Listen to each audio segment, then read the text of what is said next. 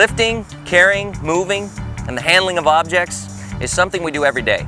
We usually don't think about it, we just seem to do it. But take a look around. We seem to have adapted our lifting and moving techniques based on what is most comfortable, not what is most safe. This is a problem, and the problem is severe. 1 in every 5 reported workplace injuries is related to the back. That is an astounding 20% of all workplace injuries. And here's the thing to think about. These statistics are workplace related. Injuries occurring at home don't show up in these statistics. On top of all that, you may already be experiencing the discomfort of back pain and you're just dealing with it in your job. All that should tell you how important back safety is to our lives. In this short training session, we're going to provide you with information on how to minimize the stress placed on your lower back and how to reduce the risk of a muscle strain, which could lead to or actually result in a back injury. But before we get started, we should mention that there are many factors that can cause a back injury. Bad lifting habits and poor techniques are just a few of them. Overlifting, or lifting more than you're physically capable of, is another. Force, like trying to jerk an item loose.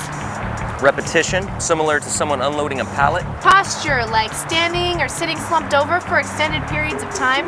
A person's physical condition and poor health, which could be related to being unfit or overweight. It can even be from working too many hours in the heat and becoming tired, weak, and physically exhausted. And poor ergonomics are just a few of the others. And of course there are the obvious things like twisting, reaching, and leaning. All of them deserve attention. But for the sake of keeping your attention, we are just going to focus on lifting and moving in this presentation. Now, lifting and carrying is more than just a process, it's a behavior. Injuries that occur at work may not be the direct result of what you were doing. It could be the result of years of bad lifting habits. Bad lifting habits can deteriorate muscle strength and body tissue over the course of time, eventually leading to a back injury. Lifting and carrying an item should be your last resort. Always try to find an easier way to transport the item. Yeah, if you find yourself in a situation where lifting is the only way to move an object, then use these techniques to help reduce the risk involved with lifting and carrying. We hope you'll find this information helpful and begin to apply it to your workday, as well as to your own personal weekend projects.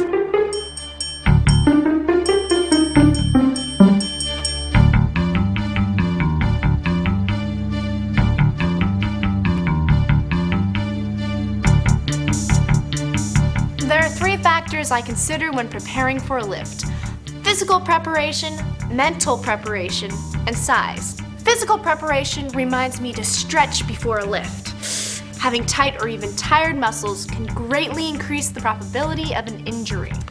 M, or mental preparation, means that you have a clear mind and a plan to your lift. You've removed any stress or lingering thoughts that can occupy your mind in such a way that it can distract you from being safe.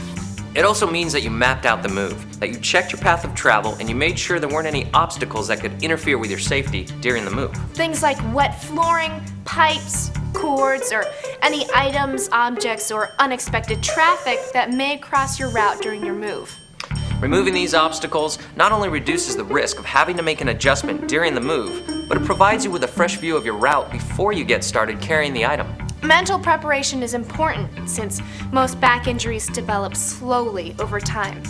Performing an activity incorrectly may not always hurt or result in immediate injury, but it does not mean you are not damaging certain body tissue, nerves, or your spine alignment. S is for size. You don't want to lift or move an item that's not the right weight or size for your physical lifting ability. Right, don't try to be a superhero and do something stupid.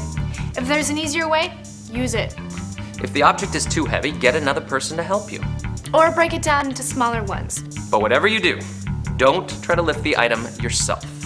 Now, not all items are perfect rectangular boxes. So take a moment and size up the item. Make sure that you can lift it comfortably. And that when you transport the item, that it doesn't interfere with your line of sight to the destination. Some are awkward in their shape and may have the ability to change in their weight distribution during transport. These types of items can become extremely dangerous if you lose control of the item while carrying it.